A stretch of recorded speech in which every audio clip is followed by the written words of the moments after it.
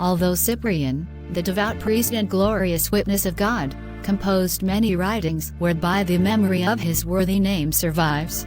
And although the profuse fertility of his eloquence and of God's grace so expands itself in the exuberance and richness of his discourse, that he will probably never cease to speak even to the end of the world. Yet, since to his works and deserts it is justly due that his example should be recorded in writing, I have thought it well to prepare this brief and compendious narrative. Not that the life of so great a man can be unknown to any even of the heathen nations, but that to our posterity also this incomparable and lofty pattern may be prolonged into immortal remembrance.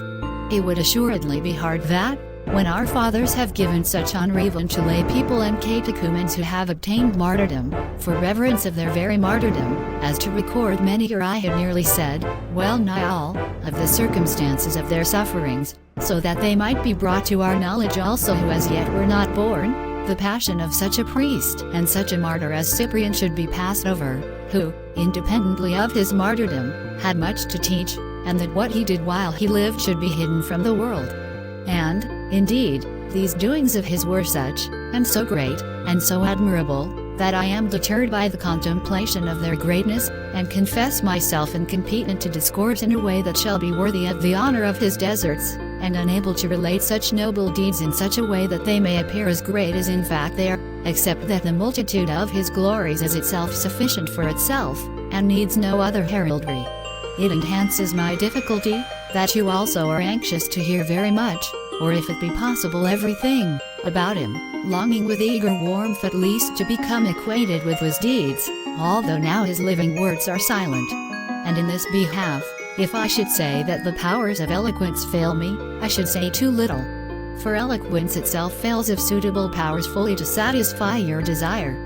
And thus I am sorely pressed on both sides, since he burdens me with his virtues, and you press me hard with your entreaties. At what point, then, shall I begin? From what direction shall I approach the description of his goodness, except from the beginning of his faith and from his heavenly birth?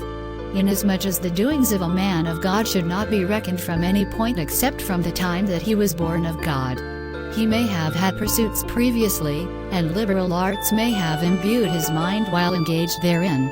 But these things I pass over, for as yet they had nothing to do with anything but his secular advantage. But when he had learned sacred knowledge, and breaking through the clouds of this world had emerged into the light of spiritual wisdom, if I was with him in any of his doings, if I have discerned any of his more illustrious labors, I will speak of them, only asking meanwhile for this indulgence, that whatever I shall say too little, for too little I must needs say, may rather be attributed to my ignorance than subtracted from his glory. While his faith was in its first rudiments, he believed that before God nothing was worthy in comparison of the observance of continency. For he thought that the heart might then become what it ought to be, and the mind attain to the full capacity of truth, if he trod underfoot the lust of the flesh with the robust and healthy vigor of holiness. Who has ever recorded such a marvel? His second birth had not yet enlightened the new man with the entire splendor of the divine light, yet he was already overcoming the ancient and pristine darkness by the mere dawning of the light. Then, what is even greater, when he had learned from the reading of Scripture certain things not according to the condition of his novitiate, but in proportion to the earliness of his faith, he immediately laid hold of what he had discovered, for his own advantage in deserving well of God. By distributing his means for the relief of the indigence of the poor, by dispensing the purchase money of entire estates, he at once realized two benefits: the contempt of this world's ambition, than which nothing is more pernicious, and the observance of that mercy which God has preferred even to his sacrifices, and which even he did not maintain who said that he had kept all the commandments of the law. Whereby with premature swiftness of piety he almost began to be perfect before he had learned the way to be perfect. Who of the ancients, I pray, has done this? Who of the most celebrated veterans in the faith, whose hearts and ears have throbbed to the divine words for many years, has attempted any such thing as this man, of faith yet unskilled, and whom, perhaps, as yet nobody trusted, surpassing the age of antiquity, accomplished by his glorious and admirable labors? No one reaps immediately upon his sowing. No one presses out the vintage harvest from the trenches just formed. No one ever yet sought for ripened fruit from newly planted slips. But in him all incredible things concurred. In him the threshing proceeded, if it may be said, for the thing is beyond belief, preceded the sowing, the vintage the shoots, the fruit the root.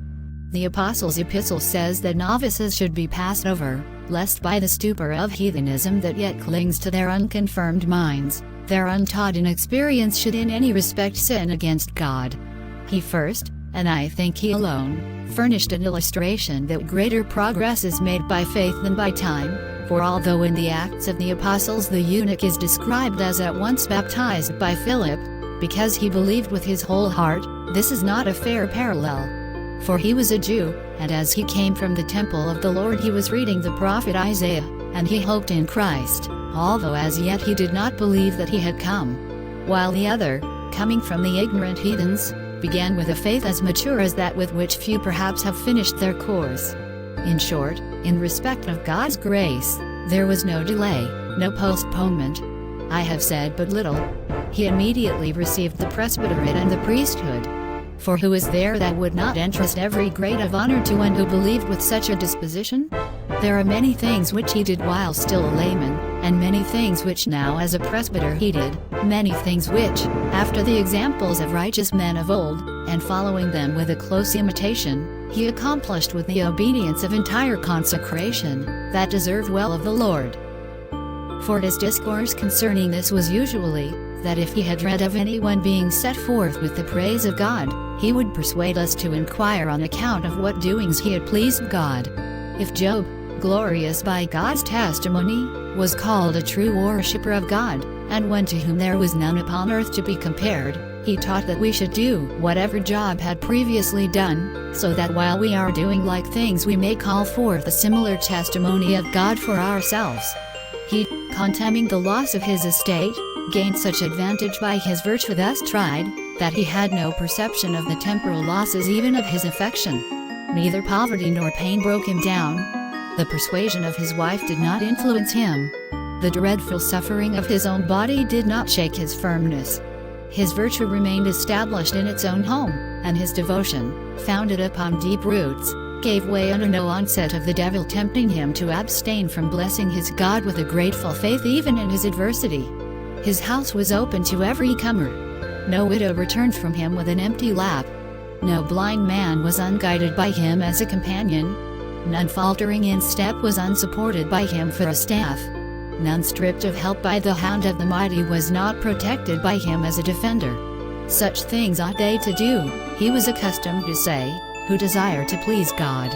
And thus running through the examples of all good men, by always imitating those who were better than others he made himself also worthy of imitation.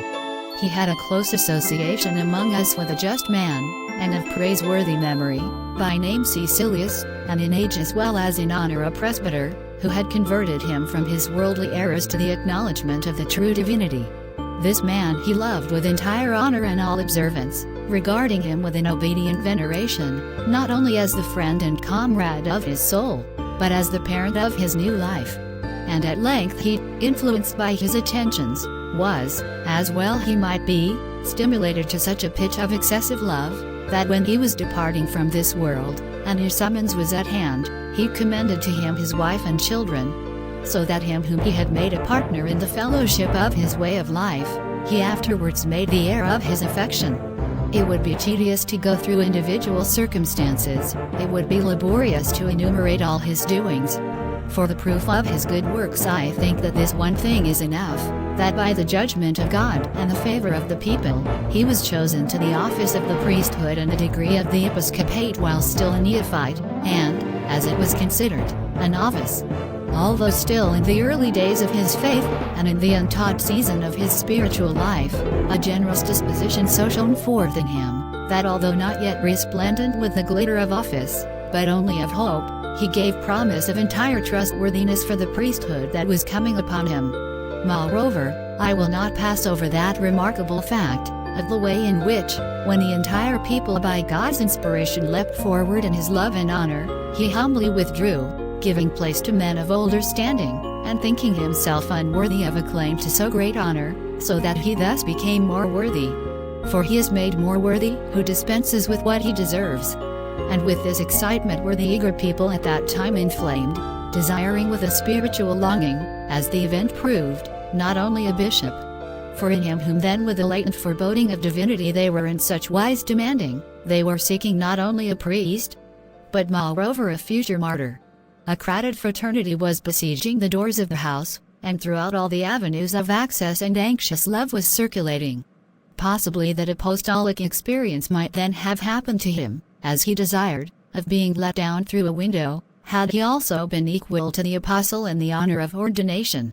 It was plain to be seen that all the rest were expecting his coming with an anxious spirit of suspense, and received him when he came with excessive joy. I speak unwillingly, but I must needs speak. Some resisted him, even that he might overcome them. Yet with what gentleness, how patiently, how benevolently he gave them indulgence! How mercifully he forgave them, reckoning them afterwards, to the astonishment of many, among his closest and most intimate friends. For who would not be amazed at the forgetfulness of a mind so retentive? Henceforth who is sufficient to relate the manner in which he bore himself? What pity was his? What vigor? How great his mercy? How great his straightness? So much sanctity and grace beamed from his face that it confounded the minds of the beholders. His countenance was grave and joyous. Neither was his severity gloomy, nor his affability excessive, but a mingled tempering of both, so that it might be doubted whether he most deserved to be revered or to be loved, except that he deserved both to be revered and to be loved. And his dress was not out of harmony with his countenance, being itself also subdued to a fitting mean. The pride of the world did not inflame him, nor yet did an excessively affected penury make him sordid, because this latter kind of attire arises no less from boastfulness, than does such an ambitious frugality from ostentation. But what did he as bishop in respect of the poor, whom as a catechumen he had loved? Let the priests of piety consider, or those whom the teaching of their very rank has trained to the duty of good works, or those whom the common obligation of the sacrament has bound to the duty of manifesting love. Cyprian the bishop's cathedra received such as he had been before. It did not make him so. And therefore for such merits he at once obtained the glory of proscription also. For nothing else was proper than that he who in the secret recesses of his conscience was rich in the full honor of religion and faith, should moreover be renowned in the publicly diffused report of the Gentiles. He might, indeed, at that time, in accordance with the rapidity wherewith he always attained everything, have hastened to the crown of martyrdom appointed for him, especially when with repeated calls he was frequently demanded for the lions, had it not been needful for him to pass through all the grades of glory, and thus to arrive at the highest, and had not the impending desolation needed the aid of so fertile a mind. For conceive of him as being at that time taken away by the dignity of martyrdom. Who was there to show the advantage of grace, advancing by faith? Who was there to restrain virgins to the fitting discipline of modesty and a dress worthy of holiness, as if with a kind of bridle of the lessons of the Lord? Who was there to teach penitence to the lapsed, truth to heretics, unity to schismatics, peacefulness and the law of evangelical prayer to the sons of God? By whom were the blaspheming Gentiles to be overcome by retorting upon themselves the accusations which they heap upon us?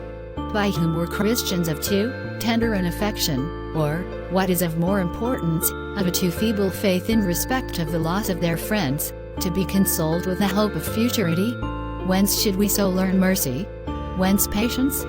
Who was there to restrain the ill blood arising from the envenomed malignity of envy, with the sweetness of a wholesome remedy? Who was there to raise up such great martyrs by the exhortation of his divine discourse? Who was there, in short, to animate so many confessors sealed with a second inscription on their distinguished brows, and reserved to have for an example of martyrdom, kindling their ardor with a heavenly trumpet? Fortunately it occurred then, and truly by the Spirit's direction, that the man who was needed for so many and so excellent purposes was withheld from the consummation of martyrdom. Do you wish to be assured that the cause of his withdrawal was not fear? To allege nothing else, he did suffer subsequently, and this suffering he assuredly would have evaded as usual, if he had evaded it before. It was indeed that fear, and rightly so, that fear which would dread to offend the Lord, that fear which prefers to obey God's commands rather than to be crowned in disobedience. For a mind dedicated in all things to God, and thus enslaved to the divine admonitions, believed that even in suffering itself it would sin, unless it had obeyed the Lord, who then bade him seek the place of concealment. Moreover, I think that something may here be said about the benefit of the delay, although I have already touched slightly on the matter.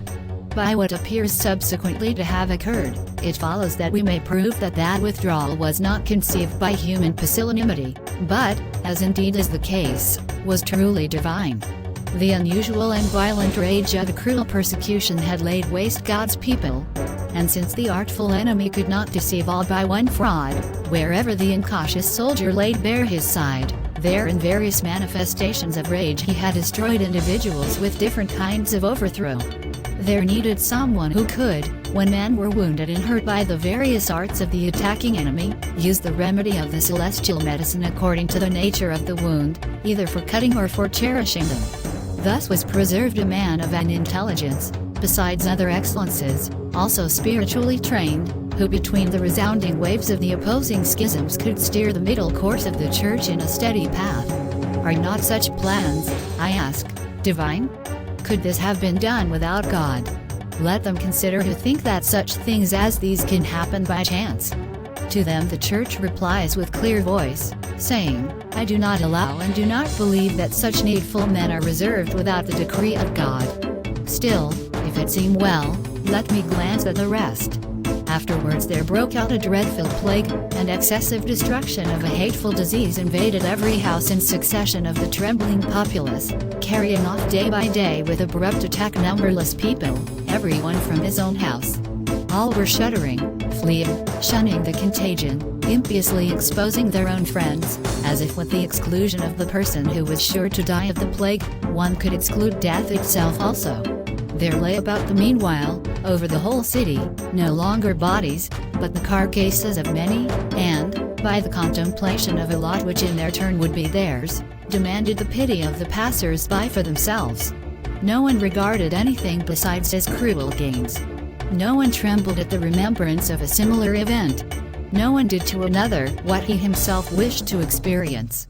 In these circumstances, it would be a wrong to pass over what the Pontiff of Christ did, who excelled the pontiffs of the world as much in kindly affection as he did in truth of religion.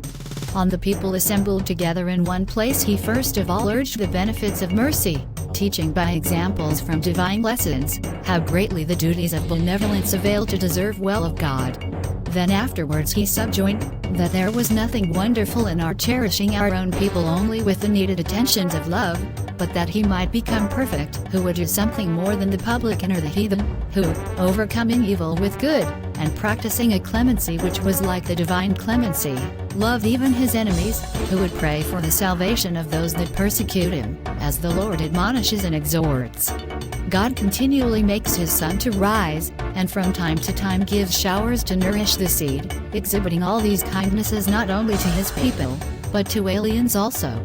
And if a man professes to be a son of God, why does not he imitate the example of his father? It becomes us, said he, to answer to our birth. And it is not fitting that those who are evidently born of God should be degenerate, but rather that the propagation of a good father should be proved in his offspring by the emulation of his goodness. Amid many other matters, and, indeed, many important ones, which the necessity of a limited space does not permit to be detailed in more lengthened discourse, and concerning which this much is sufficient to have been said. But if the Gentiles could have heard these things as they stood before the rostrum, they would probably at once have believed. What, then, should a Christian people do, whose very name proceeds from faith? Thus the ministrations are constantly distributed according to the quality of the men and their degrees. Many who, by the strictness of poverty, were unable to manifest the kindness of wealth, manifested more than wealth, making up by their own labor a service dearer than all riches. And under such a teacher, who would not press forward to be found in some part of such a warfare, whereby he might please both God the Father, and Christ the Judge, and for the present so excellent a priest? Thus what is good was done in the liberality of overflowing works to all men, not to those only who are of the household of faith. something more was done than is recorded of the incomparable benevolence of Tobias. He must forgive, and forgive again, and frequently forgive. Or, to speak more truly, he must of right concede that, although very much might be done before Christ, yet that something more might be done after Christ, since to his times all fullness is attributed. Tobias collected together those who were slain by the king and cast out, of his own race only. Banishment followed these actions, so good and so benevolent. For impiety always makes this return, that it repays the better with the worse. And what God's priest replied to the interrogation of the proconsul, there are acts which relate. In the meantime, he is excluded from the city who had done some good for the city's safety. He who had striven that the eyes of the living should not suffer the horrors of the infernal abode.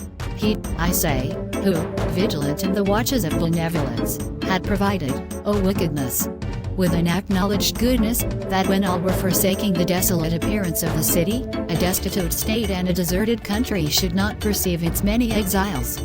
But let the world look to this, which accounts banishment a penalty. To them, their country is too dear, and they have the same name as their parents. But we abhor even our parents themselves if they would persuade us against God.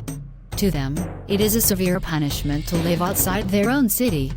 To the Christian, the whole of this world is one home. Wherefore, though he were banished into a hidden and secret place, yet, associated with the affairs of his God, he cannot regard it as an exile. In addition, while honestly serving God, he is a stranger even in his own city.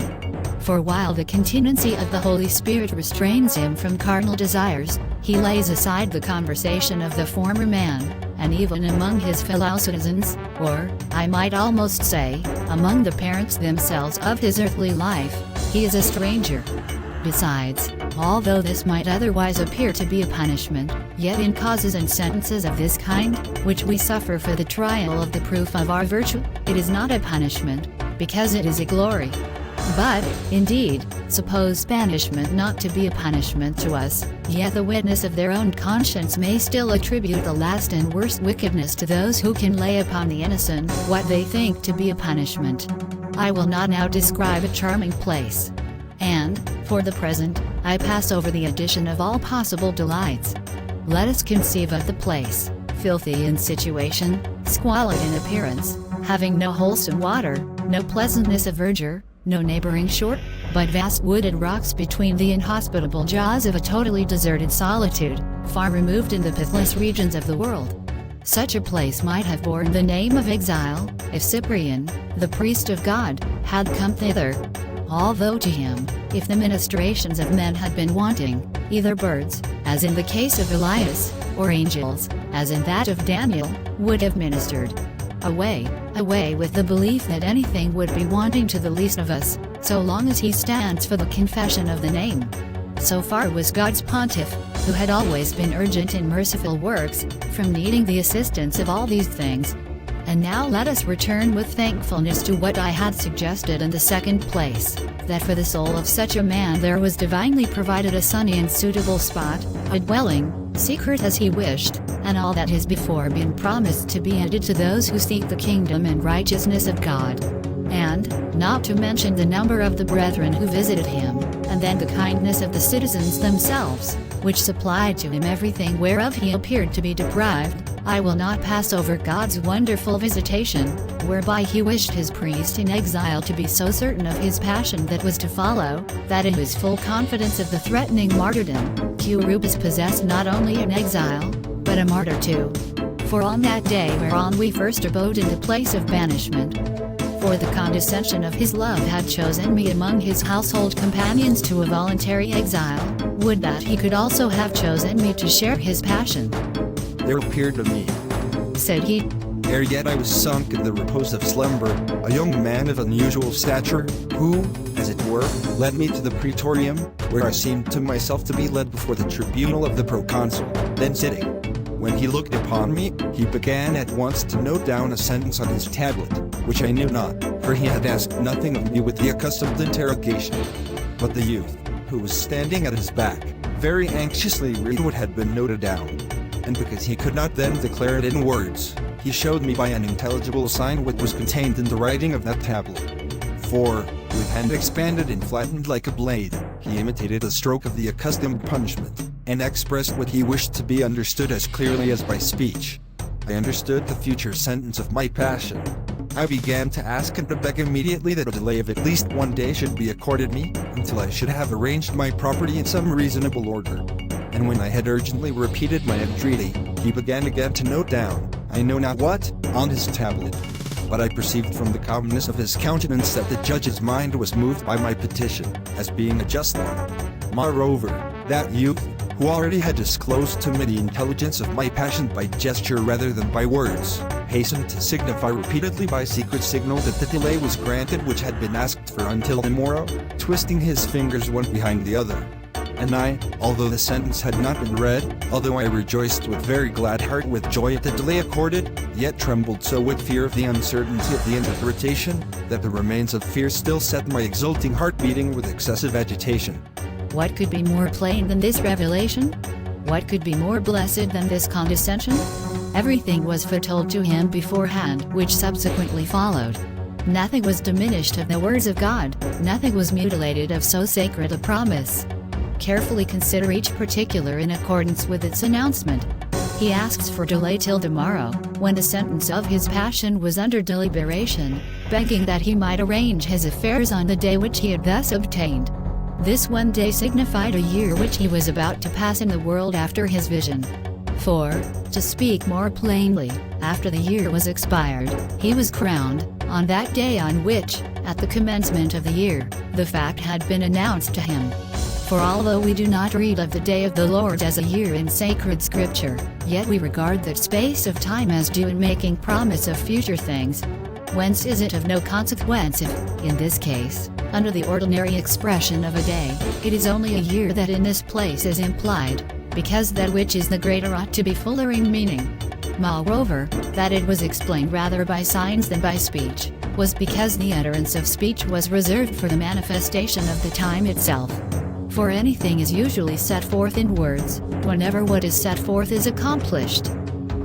For, indeed, no one knew why this had been shown to him, until afterwards, when, on the very day on which he had seen it, he was crowned. Nevertheless, in the meantime, his impending suffering was certainly known by all, but the exact day of his passion was not spoken of by any of the same, just as if they were ignorant of it. And, indeed, I find something similar in the scriptures. For Zacharias the priest, because he did not believe the promise of a son, made to him by the angel, became dumb, so that he asked for tablets by a sign, being about to write his son's name rather than utter it. With reason, also in this case, where God's messenger declared the impending passion of his priest rather by signs, he both admonished his faith and fortified his priest. Moreover, the ground of asking for delay arose out of his wish to arrange his affairs and settle his will. Yet what affairs or what will had he to arrange, except ecclesiastical concerns? And thus that last delay was received, in order that whatever had to be disposed of by his final decision concerning the care of cherishing the poor might be arranged.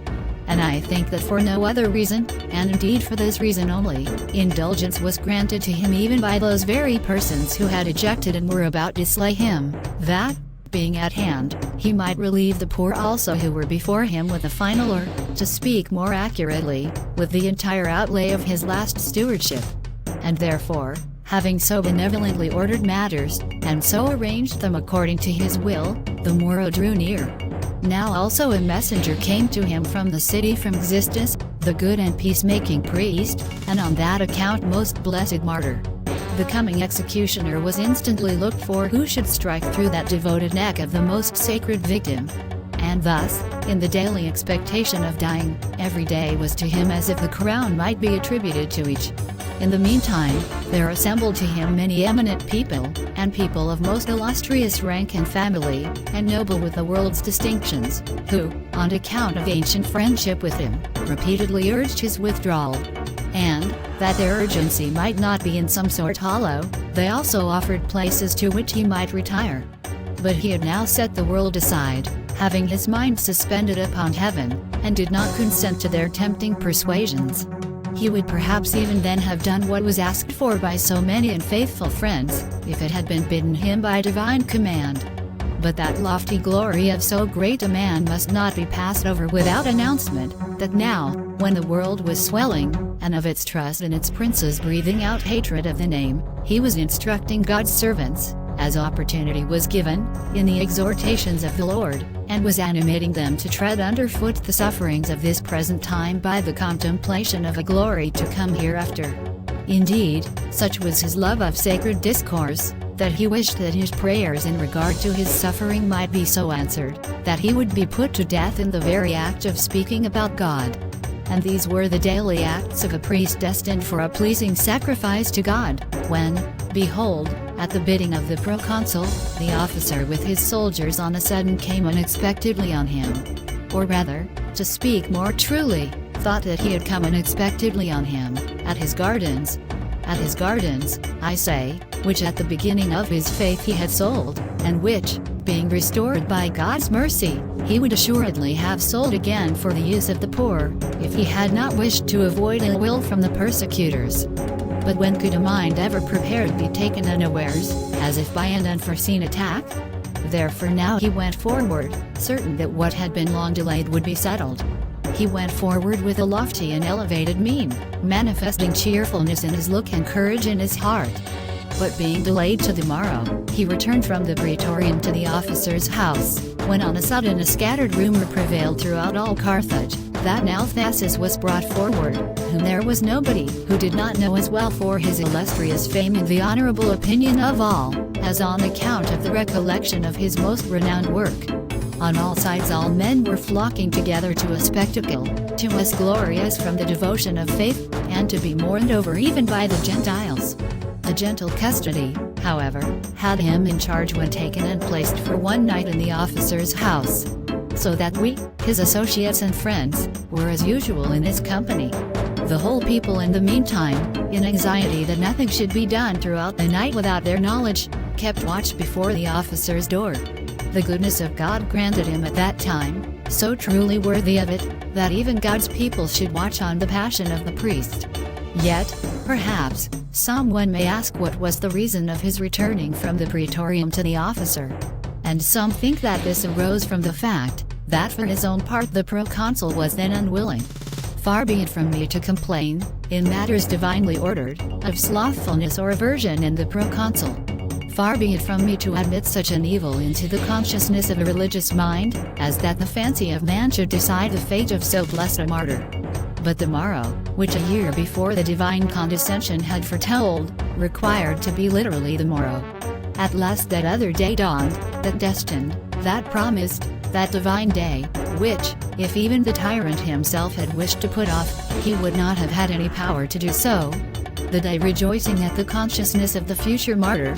And, the clouds being scattered throughout the circuit of the world, the day shone upon them with a brilliant sun. He went out from the house of the officer, though he was the officer of Christ and God, and was walled in on all sides by the ranks of a mingled multitude. And such a numberless army hung upon his company, as if they had come with an assembled troop to assault death itself. Now, as he went, he had to pass by the race course. And rightly, and as if it had been contrived on purpose, he had to pass by the place of a corresponding struggle, who, having finished his contest, was running to the crown of righteousness. But when he had come to the praetorium, as the proconsul had not yet come forth, a place of retirement was accorded him. There, as he sat moistened after his long journey with excessive perspiration, the seat was by chance covered with linen, so that even in the very moment of his passion he might enjoy the honor of the episcopate. One of the officers, Caesarius, who had formerly been a Christian, offered him his clothes, as if he might wish to change his moistened garments for drier ones. And he doubtless coveted nothing further in respect of his proffered kindness than to possess the now blood-stained sweat of the martyr going to God. He made reply to him, and said, We apply medicines to annoyances which probably today will no longer exist. Is it any wonder that he despised suffering in body who had despised death in soul?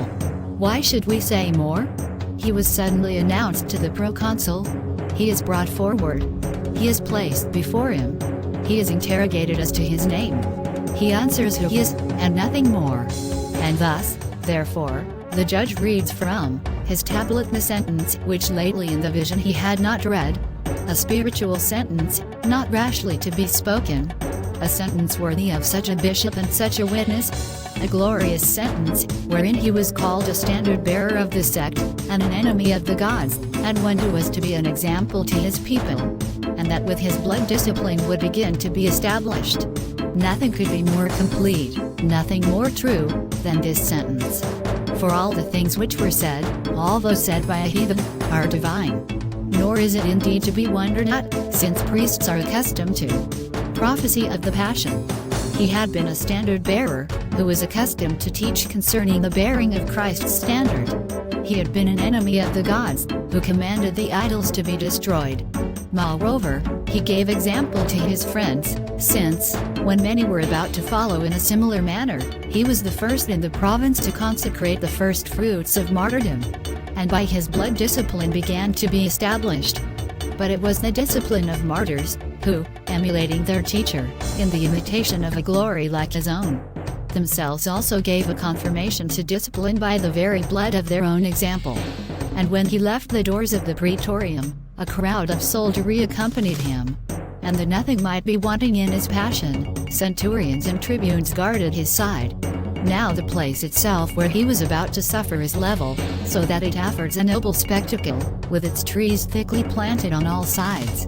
But as, by the extent of the space beyond, the view was not attainable to the confused crowd, persons who favored him had climbed up into the branches of the trees, that there might not even be wanting to him what happened in the case of Zacchaeus, that he was gazed upon from the trees. And now, having with his own hands bound his eyes, he tried to hasten the slowness of the executioner, whose office was to wield the sword, and who with difficulty clasped the blade in his failing right hand with trembling fingers, until the mature hour of glorification strengthened the hand of the centurion with power granted from above to accomplish the death of the excellent man, and at length supplied him with the permitted strength. O blessed people of the Church, who as well in sight as in feeling, and, what is more, in outspoken words, suffered with such a bishop as theirs, and, as they had ever heard him in his own discourses, were crowned by God the Judge. For although that which the general wish desired could not occur, viz., that the entire congregation should suffer at once in the fellowship of a like glory, yet whoever under the eyes of Christ beholding, and in the hearing of the priest, eagerly desired to suffer, by the sufficient testimony of that desire did in some sort send a missive to God, as his ambassador. His passion being thus accomplished, it resulted that Cyprian, who had been an example to all good men, was also the first who in Africa imbued his priestly crown with blood of martyrdom, because he was the first who began to be such after the apostles. For from the time at which the episcopal order is enumerated at Carthage, not one is ever recorded, even of good men and priests, to have come to suffering. Although devotion surrendered to God is always in consecrated men reckoned instead of martyrdom, yet Cyprian attained even to the perfect crown by the consummation of the Lord. So that in that very city in which he had in such wise lived, and in which he had been the first to do many noble deeds, he also was the first to decorate the insignia of his heavenly priesthood with glorious gore. What shall I do now? Between joy at his passion, and grief at still remaining, my mind is divided in different directions, and twofold affections are burdening a heart too limited for them. Shall I grieve that I was not his associate? But yet I must triumph in his victory. Shall I triumph at his victory?